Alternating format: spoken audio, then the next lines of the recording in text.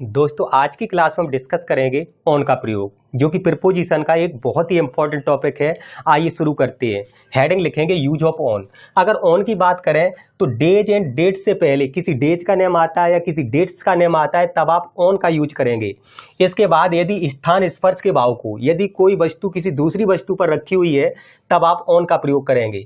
किसी डिवाइस का मतलब यंत्र होता है, या किसी मशीन का नेम आ जाए तब भी आप ऑन का प्रयोग करेंगे। इसके अलावा बॉडी के पार्ट को एक्सप्रेस करने के लिए भी आप ऑन का प्रयोग करेंगे। जैसे कोई पार्ट्स ऑफ बॉडी का नेम आता है तब आप ऑन का प्रयोग करेंगे। इसके अलावा बिफोर सम इंपॉर्टेंट वर्ड्स, कुछ महत्वपूर्ण शब्द हैं जिनसे पहले आप ऑन का प्रयोग करते हैं। जैसे ऑन मंडे का मतलब सोमवार को। इसके अलावा ऑन 2 अक्टूबर यानी 2 अक्टूबर को। इसके अलावा ऑन द रूफ, छत पर। इसके अलावा ऑन द थर्ड फ्लोर यानी तीसरी मंजिल पर। इसके बाद ऑन द फोन यानी फोन पर। इसके अलावा ऑन टेलीविजन, इसका मतलब टेलीविजन पर, यानी कोई शो यदि टेलीकास्टेड हो रहा है टेलीविजन पर आप यूज कर सकते हैं ऑन टेलीविजन। इसके अलावा ऑन फिंगर का मतलब अंगुली पर। इसके अलावा ऑन फायर का मतलब होता है आक्रामक अंदाज में, यानी कोई खिलाड़ी यदि अच्छा खेल रहा है तो आप यूज कर सकते हैं ऑन फायर का। इसके अलावा ऑन स्ट्राइक का मतलब होता है हड़ताल पर, कोई व्यक्ति यदि हड़ताल पर है तो आप ऑन स्ट्राइक का प्रयोग कर सकते हैं।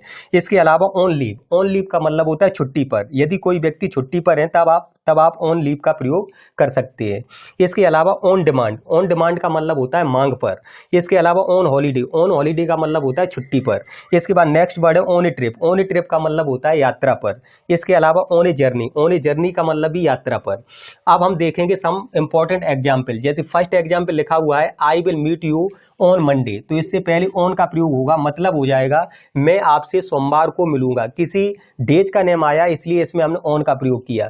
दूसरा सेंटेंस लिखा हुआ है माई बर्थडे इज ऑन 2 अक्टूबर, यानी मेरा जन्मदिन 2 अक्टूबर को है, तो किसी डेट का नेम आया तो डेट से पहले भी आप ऑन का प्रयोग करेंगे।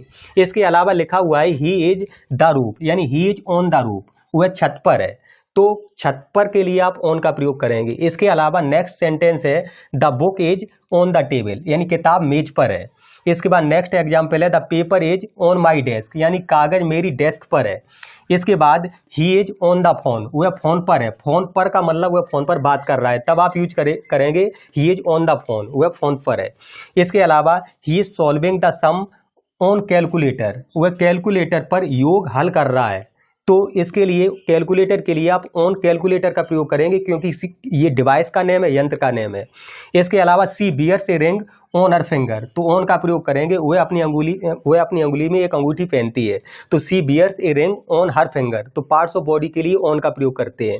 इसके अलावा विराट कोहली बाज ऑन फायर लास्ट नाइट, इसका मतलब हो गया विराट कोहली पिछली रात्रि आक्रामक अंदाज में थे, यानी अच्छा खेल रहे थे।